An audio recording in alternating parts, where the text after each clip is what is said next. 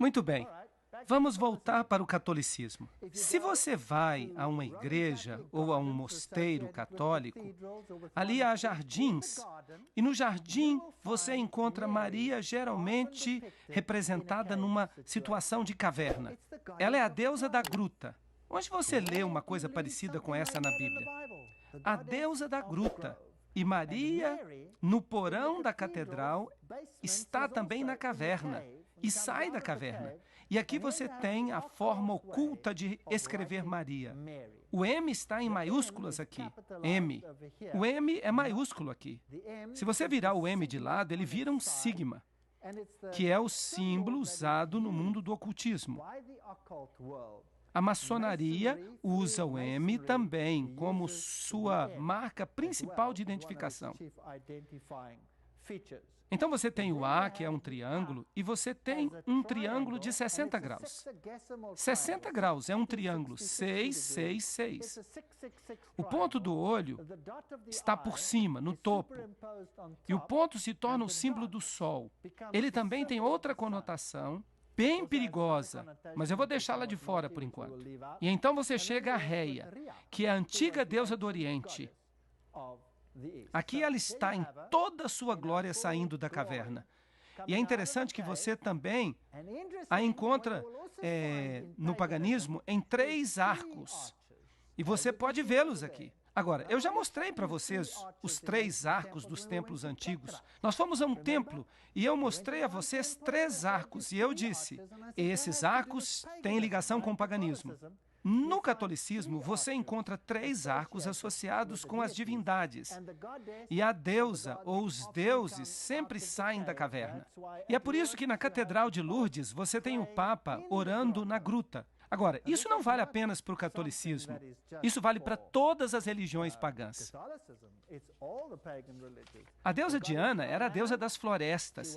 E ela era também a deusa da caça. Então é isso que você tem aqui. No Japão, você tem uma outra festa interessante. Esta é a deusa do sol, Amaterasu, enquanto ela emerge da caverna. Em suas festas anuais, eles celebram essa deusa. Notem que a face dela é pintada de branco e as suas mãos também são pintadas de branco. Quando as pessoas fazem mímica, por exemplo, as pessoas pintam as mãos de branco e pintam os rostos de branco. Esses são rituais antigos que podem ser ligados à adoração do sol. E nós os trazemos diretamente às nossas igrejas nos dias de hoje, como se fosse algo exclusivo, excitante. Mas, em última análise, nada mais é do que adoração ao sol. Agora, vamos tomar como exemplo a cultura africana. Quando acontece o ritual de passagem da fertilidade para a idade adulta, então eles também pintam o rosto de branco, de barro, e pintam as mãos. Então, é daí que tudo isso vem. E ela é a que esmaga a cabeça da serpente, mas Cristo é quem deveria esmagar a cabeça da serpente. Por ironia, ela não apenas esmaga a cabeça da serpente, ela nutre a serpente, porque a serpente, através dela, representa a morte e a ressurreição, e é a contrafação da morte e ressurreição de Cristo. Assim, através do feminino, você tem o poder de fertilidade para produzir nova vida. E, portanto, isso tudo tem pesadas conotações sexuais. Encontramos a mesma coisa no catolicismo? Sim, infelizmente. Porque o catolicismo de hoje é a derradeira forma da religião antiga de Babilônia. E, portanto, infelizmente, o papado deve ser o sumo sacerdote dessa religião pagã e oculta antiga. Ali você tem Maria vestida de azul e branco. E ali ela está em pé sobre a serpente como a antiga deusa. E ela está em pé numa meia-lua, que é o símbolo do útero e o símbolo da deidade feminina. Por falar nisso, o azul pode ser a cor da obediência. Se você pega o santuário, o azul é a cor da obediência. Mas se você pega o lado negro do culto, então no outro lado você tem azul e branco, que é obediência e também justiça. Mas se você vira a deidade para o outro lado, então você tem o preto e você tem a Madonna negra, e ela também tem azul. E o azul se torna a cor da promiscuidade. O azul é a cor da promiscuidade. Você já ouviu falar de filmes azuis? Vejam que os dois lados são adorados. Você tem Maria em pé sobre a cabeça da serpente. Agora vamos ver o que o catolicismo romano diz. Este aqui vem da catedral, a Catedral de Santa Maria na cidade do Cabo. E o pecador diz que aqui está a Imaculada Maria, na presença de toda a corte celeste. Eu te escolho hoje para minha mãe e senhora. Eu me entrego e me consagro a ti como teu servo, o meu corpo e a minha alma, os meus bens, tanto no interior quanto no exterior. Mesmo o valor de todas as minhas boas ações, quer do passado, quer do presente ou do futuro, sem exceção, de acordo com o teu beneplácito, para a maior glória de Deus, neste tempo e na eternidade. Amém. Então, quem de fato se torna a principal divindade em sua vida? É Jesus ou é Maria? Deve ser Maria. Então, substituiu-se Jesus por outra divindade. Agora, eu fiquei admirado, eu fiquei petrificado quando eu vim aqui na Síria.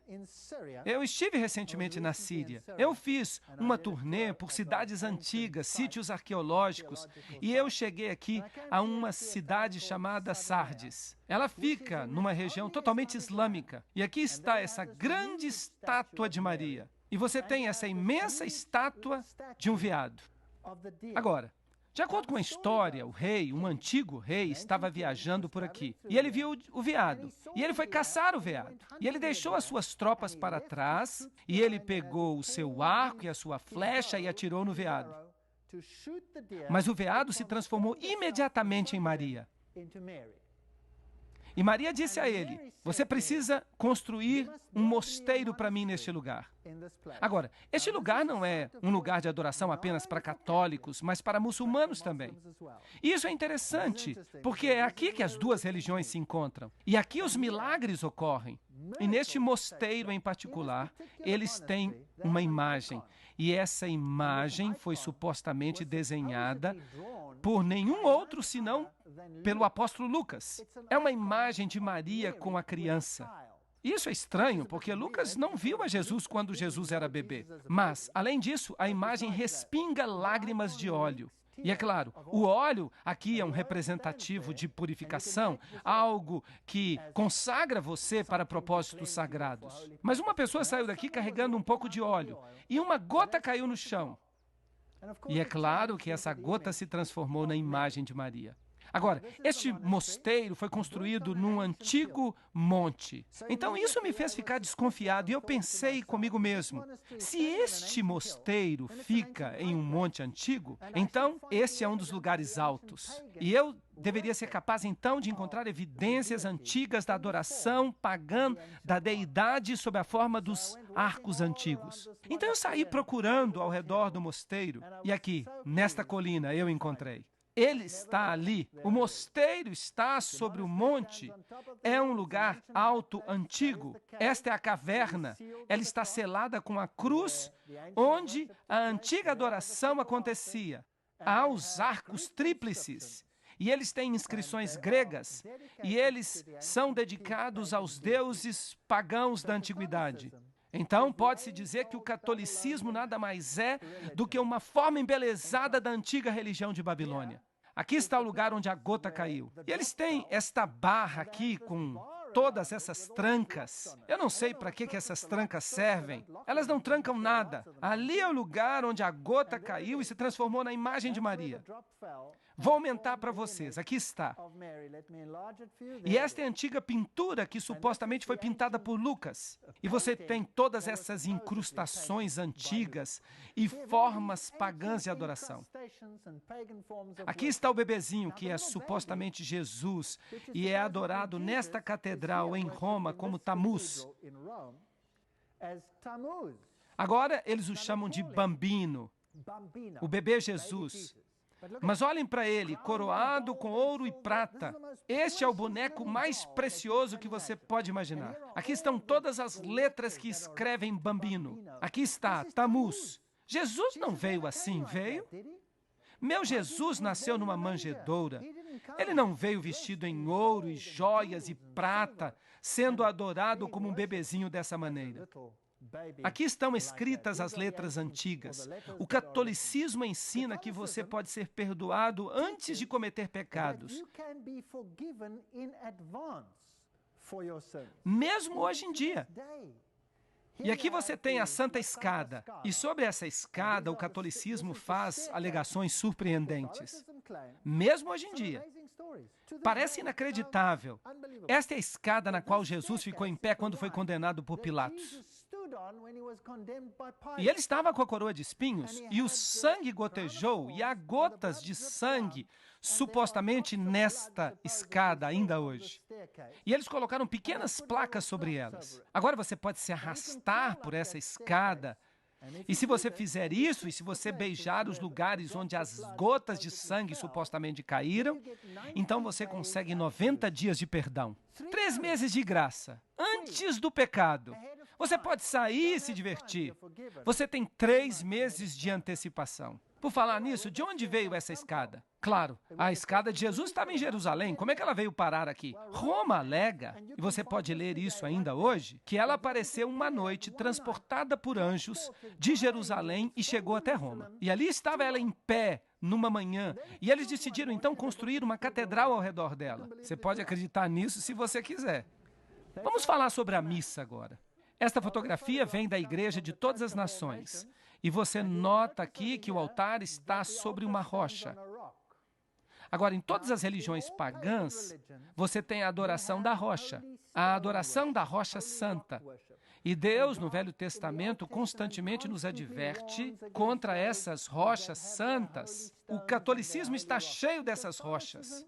Os católicos ensinam que o sacrifício da missa é e deveria ser considerado o mesmo que aquele da cruz, no qual a vítima é o mesmo, isto é, Jesus Cristo nosso Senhor. Está no Catecismo do Concílio de Trento, parte 2, capítulo 4. Esta não é qualquer fonte. Assim, Cristo é sacrificado todas as vezes que acontece uma missa. Mas Hebreus diz que eles crucificaram de novo para si o Filho de Deus, Hebreus 6:6. E quantos sacrifícios diz a Bíblia que Jesus fez para todo sempre? Um sacrifício para todo sempre. Então, o sacrifício da missa é, em certo sentido, um símbolo da vitória de Lúcifer sobre Cristo. Ele continua a sacrificá-lo. E o crucifixo onde Cristo fica, o crucifixo é um símbolo da vitória de Lúcifer sobre Jesus Cristo. Agora, no paganismo, a cruz era também adorada como um símbolo do sol, é claro. E Lúcifer transformou-a em um de seus principais símbolos. Agora, Hebreus 10:14 diz, com uma oferta, um sacrifício, ele aperfeiçoou para sempre aqueles a quem ele santificou. Se você olha no Vaticano, isso vem do Museu do Vaticano, você tem um anjo que carrega a tríplice coroa que apoia Cristo sobre a cruz, mantendo-o na cruz. Então, o crucifixo, em certo sentido, é um símbolo da vitória sobre Cristo. E comer o pão é um ritual pagão antigo. A Eucaristia, ou hóstia, tem as letras IHS sobre ela. Isis, Horus e Set. E a hóstia vem da palavra latina para sacrifício. A hóstia redonda, cujo formato redondo é tão importante no mistério romano, é outro símbolo de Baal. Então, o formato redondo é um símbolo do sol. E aí você o tem mesmo no lado da cruz, que também é um símbolo do Deus Sol. Muito bem, aí está. Na Síria, nós temos o símbolo do Sol, que era redondo, e foi colocado na meia-lua, que era o símbolo do nascimento no útero do Deus Sol. E ele era chamado Baal Haddad. E sempre havia uma estrela na lua. E a estrela representa a estrela do Oriente. Ela era chamada de Cão Maior. E era uma representação de Sírio. Agora, lembrem-se dos antigos magos, os 3 reis magos que vieram a Jesus, está bem? Agora, o ocultismo hoje em dia, em sua forma maçônica, ensina que os reis magos seguiram uma estrela do Oriente e a seguiram até Belém.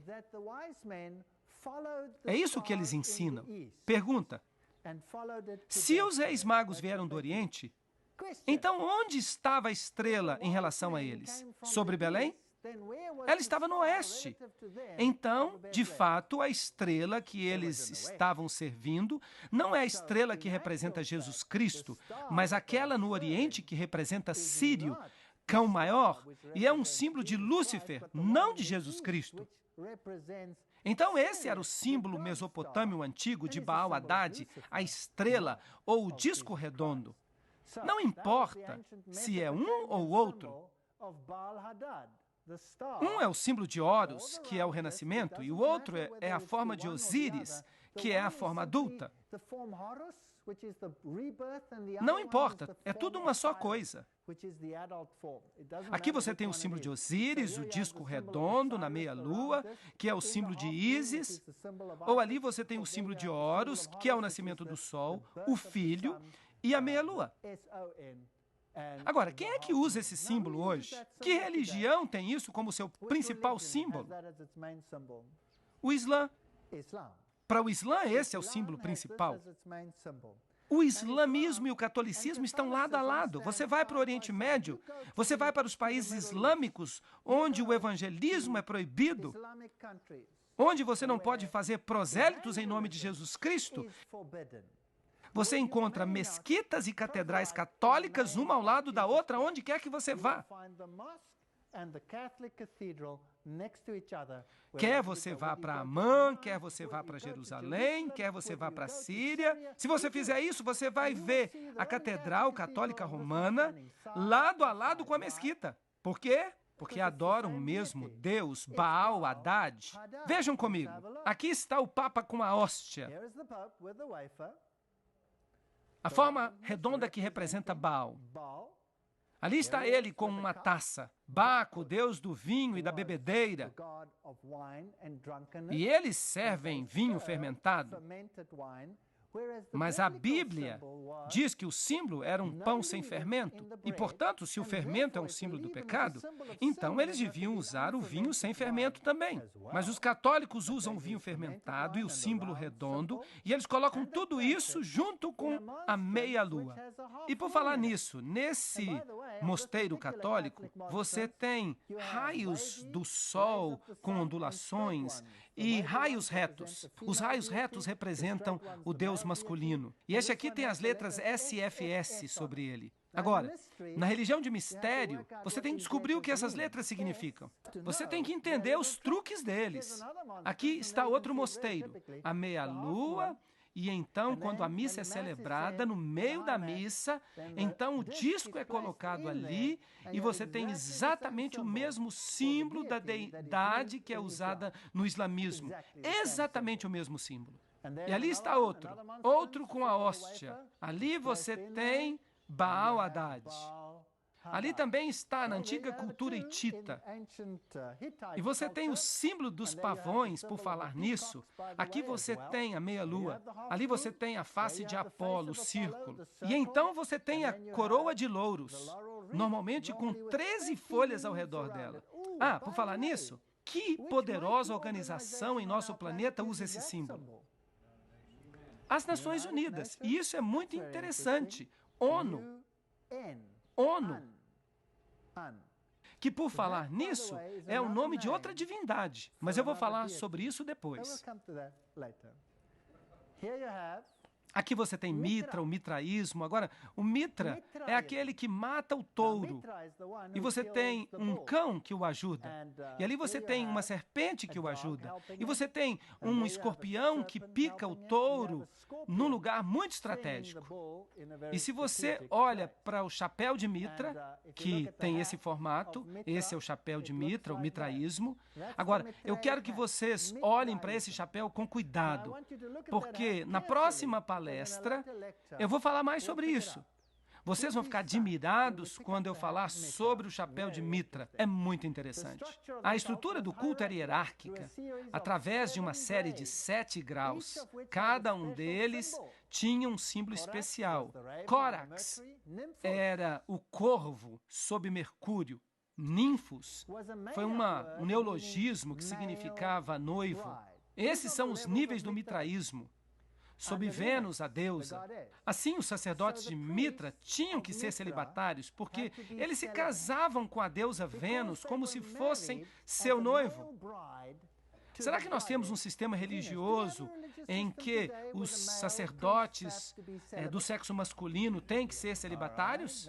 Muito bem, então nós temos Mili, a pedra de moinho, sob Marte, nós temos Leão sob Júpiter, Pérses sob a Luna, isto é, a Lua, Heliodromo sob o Sol e, finalmente, nós temos Pater. Esse é o grau mais elevado, o grau superior do mitraísmo.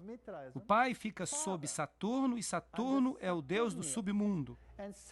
Saturno é o deus da morte. Saturno é o equivalente do deus Sete na trilogia egípcia. Agora, Pater, pai. Nós temos um sistema religioso hoje no qual o sacerdote é celibatário, no qual a deidade que faz o papel de mediador é feminina e no qual ele é chamado pai. Nós temos um sistema assim hoje. Se eles dizem sim, então deixe-me ser sincero com você, eu não quero parecer um estranho aqui hoje. Vamos dizer que se parece muito com o sistema velho, então qual é a possibilidade que seja de fato o sistema velho? 100%, eu lhe garanto. Quando eles adoravam o deus Sol egípcio, Osíris, eles lhe davam uma hóstia redonda exatamente como se faz hoje. E esta hóstia é carregada ritualmente através das ruas no catolicismo, como era nos tempos pagãos. Baal Haddad, o sistema é um sistema de Roma. Você acha que na análise final as grandes religiões do mundo terão qualquer problema de se identificar com o bispo de Roma? Sim ou não? Não, eles não terão nenhum problema, porque sob essas várias camadas de doutrina oculta, o que as massas sabem, o que os que estão dentro sabem, no topo disso tudo só há uma religião, todos servem o mesmo mestre. Agora, não vou ser eu que vou dizer para você a que mestre eles servem, porque vocês poderiam me acusar. Vamos deixar que a Bíblia fala. Quem deu a ele o seu assento, o seu poder, a sua grande autoridade? Apocalipse capítulo 13. O dragão. E quem é o dragão de acordo com a Bíblia? É Satanás. Isso é adoração a Lúcifer. Aqui você tem os símbolos da lua, do sol e a estrela no catolicismo em todas as catedrais. Este aqui é fascinante. Esta é uma catedral católica na Alemanha. Eu fiquei admirado. Está aqui por toda parte. Olhem, mesmo nesses relógios, eles sabem o que estão fazendo, sabem o que estão fazendo. Este é um edifício moderno. Aqui você tem o símbolo da lua e da estrela. E quando o ponteiro do relógio anda, você tem o nascimento do Deus Sol, Baal Haddad. Baal Haddad. Baal Haddad falando ao mundo quem é Deus. É por isso que você tem aqui também na meia-lua, com os raios do sol, raios ondulados e retos. Aqui você tem toda a catástrofe, reta, curvada, na meia-lua, em pé, sobre a serpente. Essas são as divindades pagãs antigas. Ali você tem a Trindade também. A meia-lua com Maria e a criança na meia-lua. Mesma coisa nessas pinturas antigas. E o símbolo do pássaro dando a sua carne como alimento para seus filhotes. Símbolo da fênix que se levanta das próprias cinzas e volta à vida. No livro 6 Diálogos sobre o Dia do Senhor, está escrito, o domingo sendo o dia no qual os gentios solenemente adoraram esse planeta, é assim que eles chamavam o Sol. Os cristãos acharam adequado manter o mesmo dia e o mesmo nome para o dia, para que eles não parecessem belicosos e assim dificultassem a conversão dos gentios. Esse é o raciocínio católico romano. Em outras palavras, o domingo, adorado no dia do sol, esse é o raciocínio católico romano. Assim, em outras palavras, o domingo, a adoração no dia do sol, entrou para a igreja. A Bíblia diz: seus sacerdotes violaram a minha lei e profanaram minhas coisas sagradas. Eles não fizeram diferença entre o santo e o profano. Nós vimos como Roma mudou o dia de adoração do sábado para o domingo, a fim de se alinhar com o culto pagão. No dicionário Webster, edição de 1929, encontramos: o domingo é assim chamado porque esse dia era antigamente dedicado ao sol, ou à sua adoração, o primeiro dia da semana. Aí está a razão. É porque é de fato a adoração. Eles não estão enganados. Aqueles que estão na liderança sabem exatamente o que estão fazendo. Eles sabem exatamente. Aqui está a face da criança dentro do símbolo da fertilidade no altar católico romano. E o que está ao redor? Eu nem vou explicar, eu vou deixar isso de lado. Símbolo masculino e feminino e a face de Apolo. No Mundo Católico de março de 1984, na página 809, está escrito: o sol era o principal. Principal o quê? Principal símbolo do paganismo. Daí a igreja parece ter dito: podem continuar com o velho nome pagão. Vai continuar consagrado, santificado. E assim o domingo pagão, dedicado a Baal, se tornou o domingo cristão, sagrado a Jesus. Esse Jesus, no entanto, não é Jesus de Nazaré. Esse é outro Salvador. Javé, o Salvador, o outro Deus no lugar. O Salvador contrafeito. Aí você tem o sol como símbolo ali. Ali você tem como símbolo de um vidro manchado, da mudança da lei. Há apenas 3 em um tablete, mas deveria haver 4. Ali você tem a face de Apolo no templo grego. E é claro, você o encontra também no altar católico romano, porque é o mesmo Deus. Agora, vejam por que a besta tem o componente do leão, que é a Babilônia, o componente do leopardo, que é a Grécia, o componente do urso, os pés, porque, por exemplo, a tiara que coroa o Papa vem dos tempos medo-persas. Ali está, na Escandinávia, aqueles velhos símbolos sobre a parede, porque os símbolos do sol estão por toda parte. Este é um culto de fertilidade. E tudo isso aqui deste lado é um símbolo da vitória de Lúcifer contra Adonai.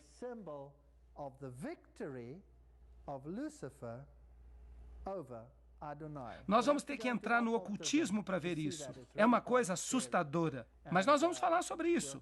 Há aqui outra coroa tríplice, supostamente representando Deus o Pai. Aqui está o crucifixo sendo carregado por toda parte, o símbolo da morte de um e da ressurreição do outro. E as auréolas? Bem, nós temos uma auréola na deusa japonesa da felicidade. Ali você tem uma auréola em Krishna. Ali você tem uma auréola num deus hindu. É um símbolo do sol. E ali você tem uma auréola numa figura católica romana. Esta aqui eu tirei a foto na catedral. Uma catedral novinha em folha que eles construíram em Londres. Uma catedral católica romana. Há tantos símbolos pagãos ali que ofuscam a mente da gente. E por falar nisso, ali está a serpente. Você consegue ver? Estão encostados na serpente. Interessante. Aqui está outra divindade oriental com uma auréola. Ali estão deuses japoneses e chineses com auréolas. E o símbolo da cruz. Ali você tem, em Mesopotâmia, era um símbolo do Deus Sol. Isso foi muito antes de Cristo, muito antes de Cristo. Ali está de novo na Mesopotâmia, ali está num relevo. Esta cruz está numa forma diferente, porque esta forma é o símbolo da vida, a divindade da vida. E os sacerdotes pagãos usam este símbolo ao redor do seu pescoço. Então você tem esta linha que rodeia, desce e se estica até aqui. Agora, quem é que usa uma coisa parecida com essa hoje em dia? Os sacerdotes católicos é que usam. Esta parte indo em volta do pescoço e às vezes as linhas sobem pelo lado, simbolizando exatamente a mesma coisa. Aqui está a estátua de Maria segurando um relâmpago em sua mão. Agora, o que Maria tem que ver com relâmpago? Bem, Há uma estátua de Zeus com um relâmpago em sua mão, porque quer que você use a figura masculina ou a figura feminina, esta divindade sendo andrógina, não importa, é tudo a mesma divindade. Símbolos pagãos, sinais manuais. Este aqui é o símbolo pagão da antiga Trindade. Também é mostrado aqui. E ali está no catolicismo romano. Ali está na antiga estátua de Júpiter, que hoje é reverenciada como a estátua de Pedro. Mas ela vem diretamente de um templo pagão, diretamente para o Vaticano. E ali está ele, com o antigo símbolo pagão. Ali está alguém beijando-lhe o pé. E ali você tem o mesmo símbolo nas tribos nórdicas. Ali está a mão de Buda, exatamente a mesma coisa. Ou você pode ter desse outro jeito, com 3 dedos. Ali está no papado. Ali está o mesmo símbolo no budismo. Conseguem ver isso? Eles usam exatamente a mesma coisa. São exatamente a mesma coisa, certo? Por trás dos bastidores. Agora vamos falar das catedrais mais modernas. Aqui está o símbolo do Sol e um Yin-Yang tríplice, que é o antigo símbolo da adoração do Sol. Você o encontra na Catedral Católica Romana e esse aqui é fenomenal. Aqui está o símbolo num piso de Londres, a principal catedral católica, o antigo símbolo tríplice Yin-Yang, que foi reduzido agora apenas a 2, representando o bem e o mal. E no meio de tudo isso está essa estrutura. Se você não está satisfeito ainda, deixe-me levar você para esta catedral romana. Esta é uma catedral onde as pessoas mais importantes do mundo, eu estou falando aqui dos líderes mundiais, é aí que eles vão. O que é isso na porta desta catedral católica? Vocês reconhecem? Um yin-yang na porta da Catedral Católica e dentro da catedral. O que é isto? Quadrados brancos e pretos representando o bem e o mal, do mesmo jeito que você vê na maçonaria. E o que é isso? A fênix se levantando das cinzas, símbolo da ressurreição e da vida que dá força ao porta-luz de Lúcifer. Muito interessante. Aqui você tem o tridente, ali outro tridente. Notem alguns tridentes são representados com linhas onduladas, outros com linhas retas. Aqui, de novo, a união do macho com a fêmea.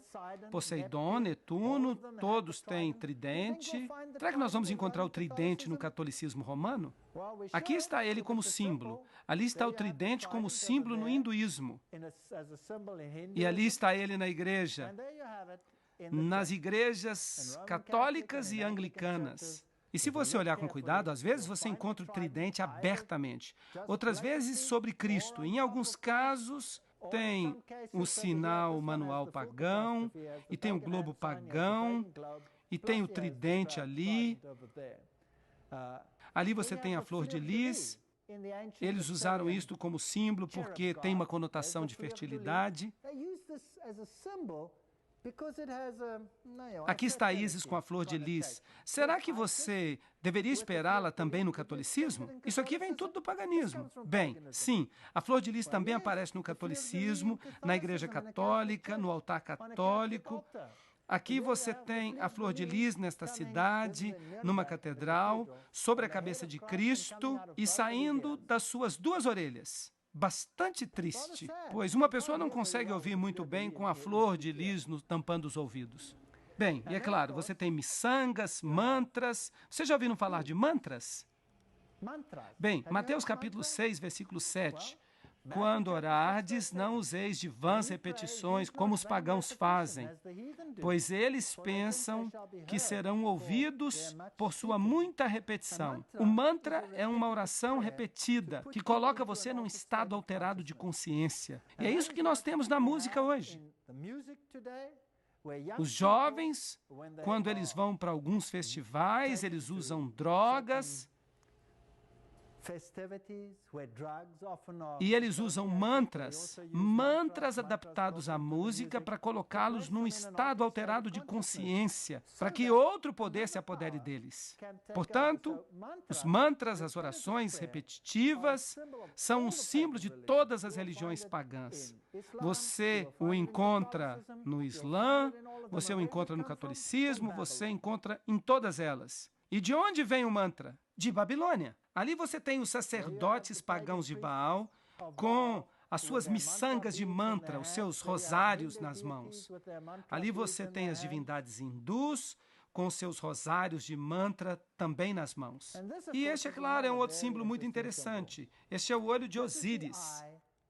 O olho do deus Osíris. O deus que tem um olho só. Ali você o tem num altar de uma catedral católica da França. É sempre o símbolo de Osíris, o símbolo da forma masculina de Osíris. Ou da forma feminina, a vaca sagrada, a deidade feminina. Ela era adorada no culto de fertilidade como uma vaca que dava leite, que nutria o seu filhote, ou como uma linda mulher. E claro, tristemente, você tem esse símbolo provavelmente no seu bolso agora mesmo, se você tem uma carteira. E ali você tem o mesmo símbolo, o triângulo de 60 graus, que significa 60-60, o triângulo 666 nos mistérios, o zero não conta nada. Então, você tem 360 graus, você tem 3, 6 e 0, você tem 9, 9 é o 6 de cabeça para baixo, 9 é um dos maiores números do ocultismo, e ali você tem o mesmo símbolo no altar católico. Aqui ele aparece no movimento da Nova Era, e quando você vai às catedrais, você o encontra por toda parte, o símbolo de Osíris. Ali está ele na frente de uma catedral jesuíta. Aqui você tem a concha, símbolo do universo. Havia 360 graus no universo. Havia 36 salas por falar nisso. Todos os nossos sistemas são cheios da cultura pagã. Se você pegar um baralho, há 4 naipes. Há 4 estações. Há 52 cartas. Há 52 semanas num ano. Porque você tem este movimento através do zodíaco, dos planetas. E tudo isso aparece no baralho, no xadrez, em todos esses jogos. Mas em qualquer lugar, a concha era o símbolo do zodíaco e do movimento através do zodíaco.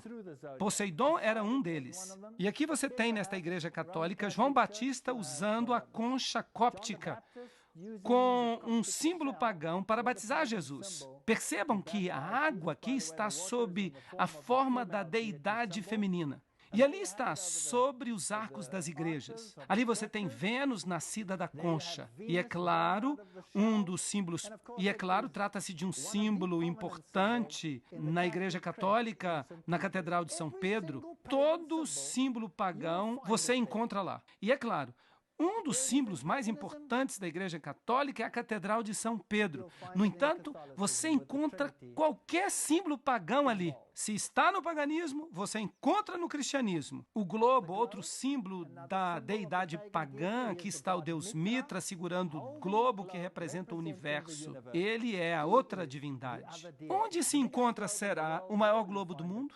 Está no alto da Catedral de São Pedro. Por falar nisso, aqui está uma rosa cruz. E ali, esses símbolos, e eles têm uma conotação de fertilidade, que nós não vamos discutir em detalhes agora. Aqui está o globo também. Você vai encontrar muitos globos aqui. O globo como símbolo de Mitra. Este é Tammuz, mas eles dizem que é Jesus com o rosário ao redor do pescoço e com o globo em sua mão. O mesmo com essa estátua aqui, o globo na mão, a adoração do Sagrado Coração que você encontra no catolicismo. Ali está entre os astecas, você o encontra em todas as culturas pagãs. Vem de Babilônia. E se você for para o Vaticano e observar o principal centro desse tipo de adoração, você encontrará todos os símbolos da adoração do sol bem ali na Catedral de São Pedro. A adoração do sol, a adoração da lua. Aqui você tem as pilastras serpentinas da abóbada de Bernini. Você tem todos os aspectos da adoração do sol. Você tem até a cúpula, que é conhecida como a cúpula do sol, símbolo da adoração do sol. E no chão das catedrais você encontra os símbolos do zodíaco. E a observação das estrelas, a astrologia, todas essas coisas que faziam parte da cultura dos caldeus. E agora, até os presidentes das nações do mundo se transformaram em observadores das estrelas e ficam dizendo às pessoas o que fazer. O mundo não mudou nem um pouco. A Porta Dourada na Capela de Santo Inácio, esta aqui fica em São Francisco. Ali você tem o unicórnio, e ali você tem todos os antigos sistemas, desde a fênix até o dragão, ao pavão, ao antigo Rho e o Ki, que representam 660, mais o círculo, que representa o 6 ou o 9. Lembrem-se do círculo ao redor dele. 360 graus. 3 mais 6 mais 0 igual a 9. 9 é o 6 de cabeça para baixo. Você tem aquele símbolo pagão em muitos dos altares, e ele representa 666. É isso que ele representa, quer você goste disso ou não. Você tem o bastão e o unicórnio. Agora, vamos nos aproximar do Papa e vamos ver se ele literalmente representa as antigas divindades. Aqui você tem o Deus Águia com um cone de pinho, símbolo da fertilidade. Aqui você tem o antigo querubim alado com um cone de pinho, que era símbolo desse poder através do culto da fertilidade. O maior cone de pinho e o bastão você encontrará aqui, um dos maiores pelo menos, aqui na adoração de Osíris. Esta é a divindade egípcia. Osíris tinha o cajado do pastor com um cone de pinho sobre ele. E ali você tem uma divindade hindu com um cone de pinho na mão. Então, eles são tudo a mesma coisa. Aqui, como símbolo da religião mexicana, os pinheiros no Natal, tudo isso é interessante. Ali você tem Dionísio com o seu cajado, com o cone de pinho sobre ele. Ali está Baco com o cone de pinho. E ali está o maior cone de pinho do mundo, no pátio do Vaticano.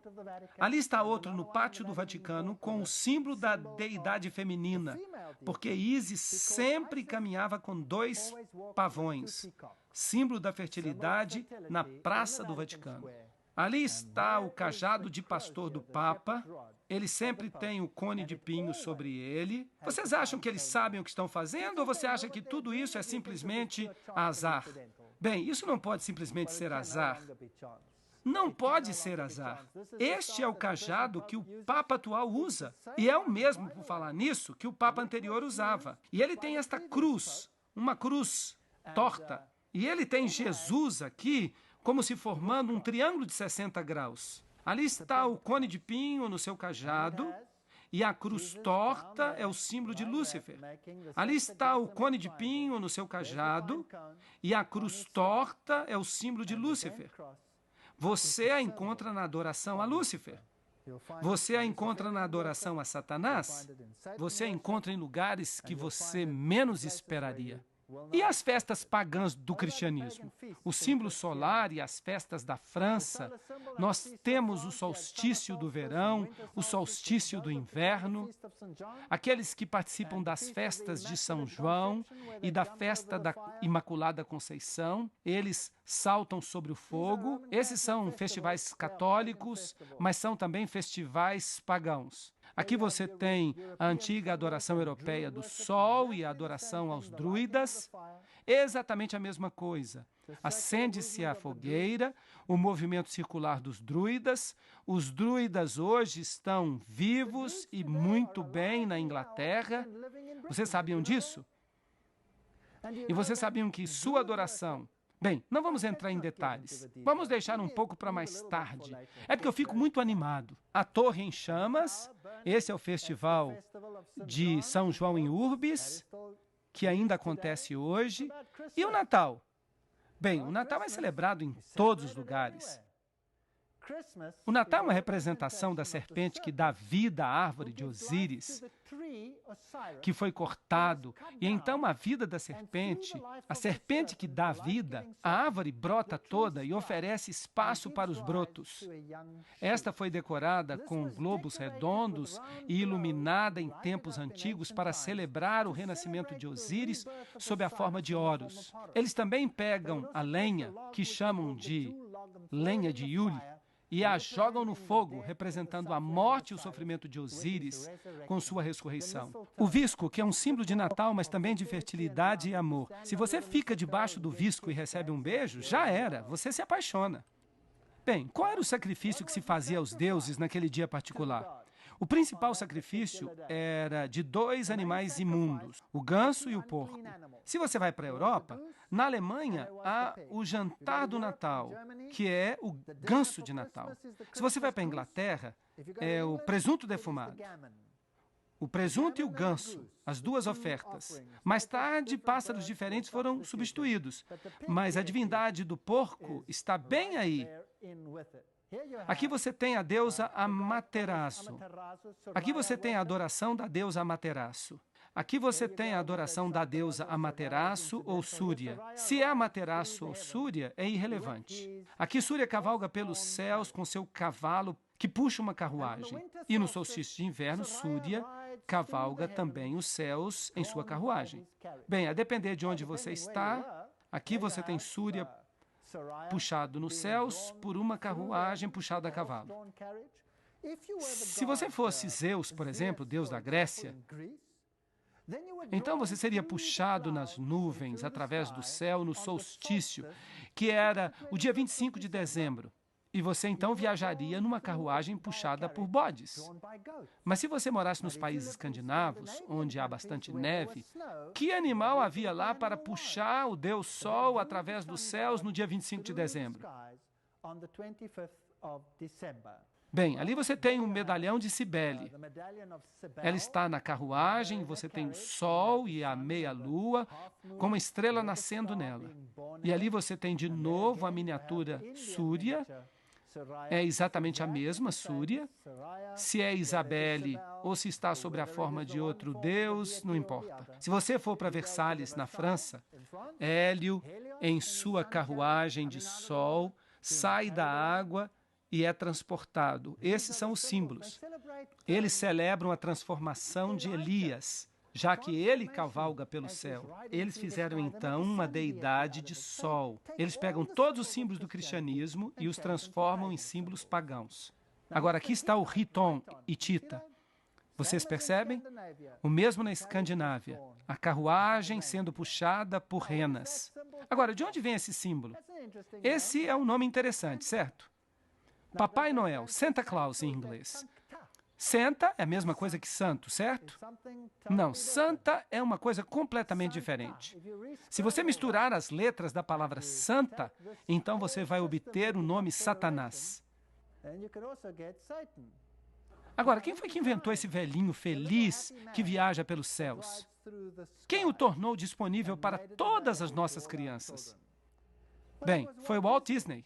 E o Walt Disney era um maçom do grau 33. Agora, qual era o Deus do grau 33 da maçonaria?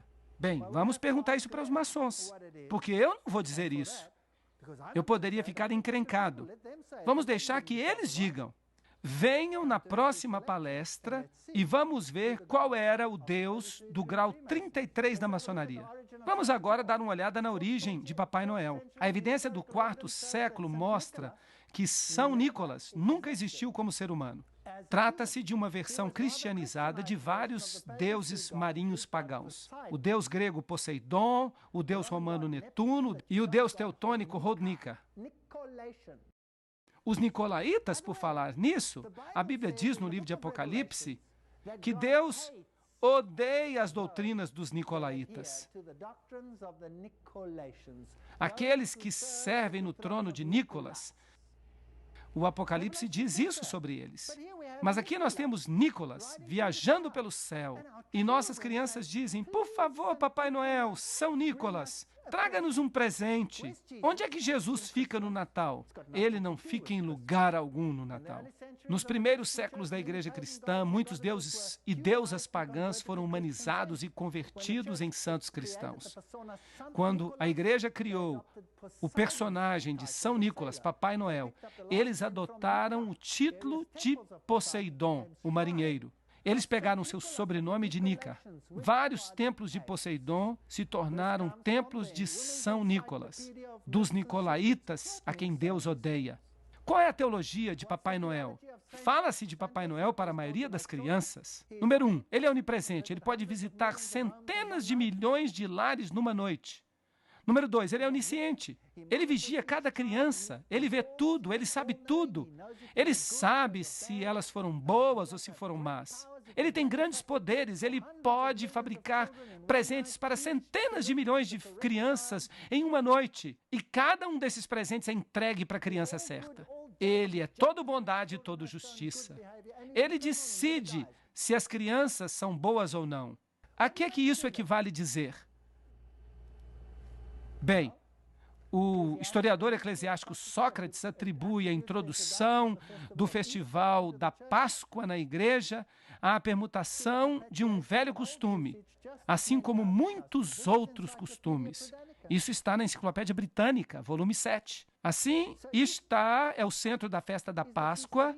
Vocês sabiam que o Papa mudou o calendário para alinhá-lo? É por isso que nós temos o calendário gregoriano hoje, para alinhá-lo com a festa pagã de Istar e forçar a sua adoração no mundo cristão.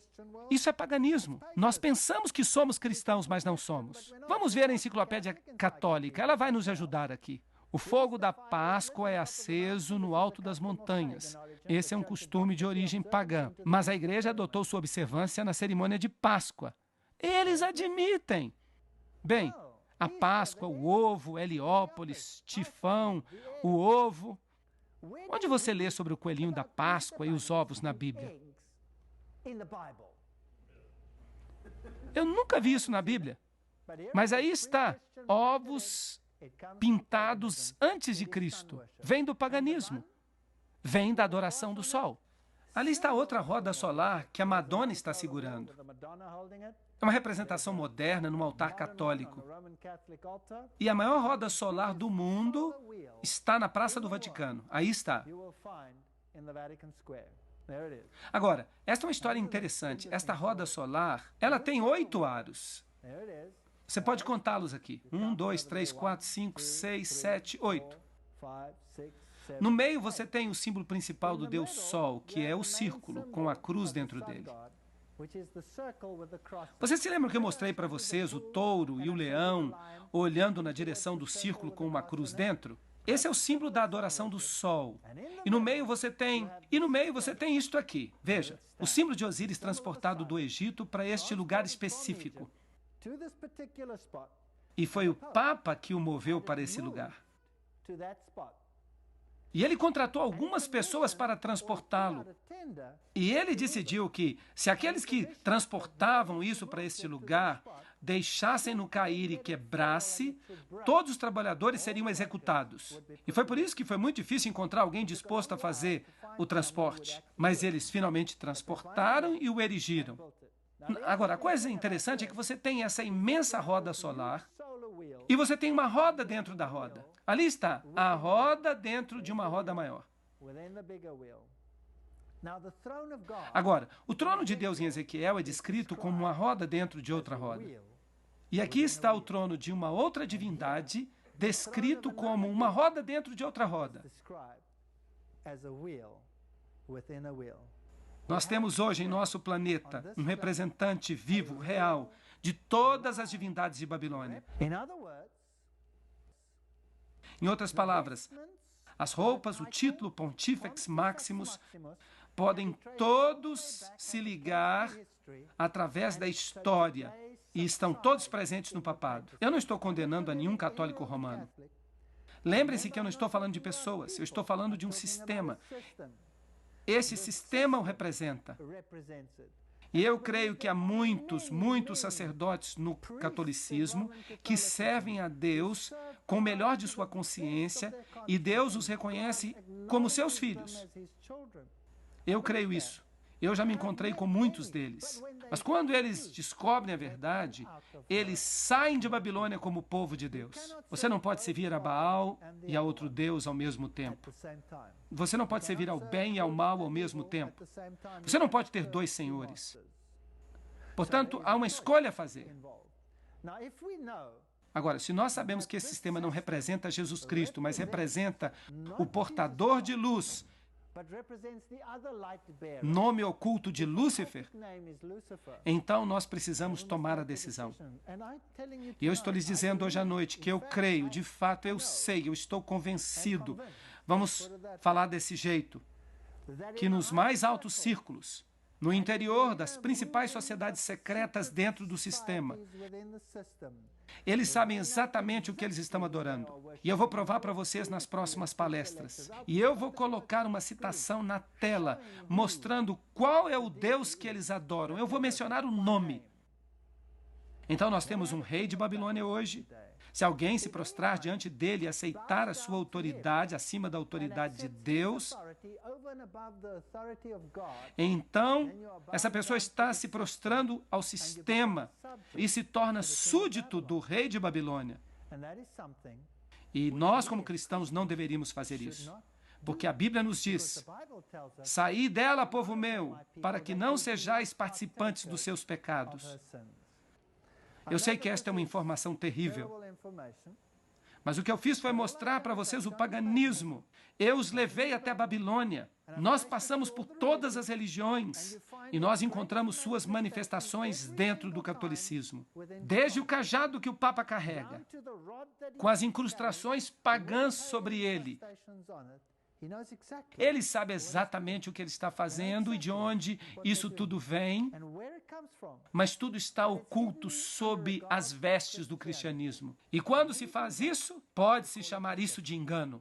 Agora, eu fui católico, e quando eu vi estas coisas, quando eu estudei Daniel capítulo 7, eu fiquei devastado, eu fiquei doente, porque eu era de fato um sincero católico. Eu fiquei doente, eu estudei as escrituras e eu fui para as bibliotecas para ver se essas coisas eram mesmo assim, e elas eram assim. Eu estudei a história e eu disse, tem que haver uma saída, isso não pode ser, mas foi, e no fim eu não tive escolha. E quanto mais eu estudava, quanto mais eu observava, quanto mais eu via que estava sendo enganado para que eu cresce num falso Deus. Eu me lembro de estar sentado na igreja católica, eu estava sentado lá e eu estava dizendo, toda vez que eu venho para a missa, toda vez que eu me ajoelho, toda vez que eu tomo a hóstia, eu me sinto tão vazio. Por favor, fala comigo, Senhor, se tu existes. E eu me sentei naquela igreja e eu disse, Deus, se tu existes, revela-te a mim e mostra-me que tu existes, porque eu não posso compreender esse ritual. Eu não estou feliz neste ritual. Eu preciso de um relacionamento no coração. Dize-me se tu existes. Esta foi a pergunta mais perigosa que eu já fiz, porque ela me levou até a Bíblia. E ela me levou a compreender as coisas que eu mostrei para vocês hoje à noite. Eu não condeno nenhum católico. Eu já fui católico, toda a minha família é católica, e eu amo a minha família. Eu não quero que eles se percam. Eu não quero que ninguém se perca. Eu não estou condenando, eu estou revelando. Escolham neste dia a quem vocês vão servir. Obrigado por terem vindo e voltem para as próximas palestras. Por favor, não as percam. Obrigado por terem vindo.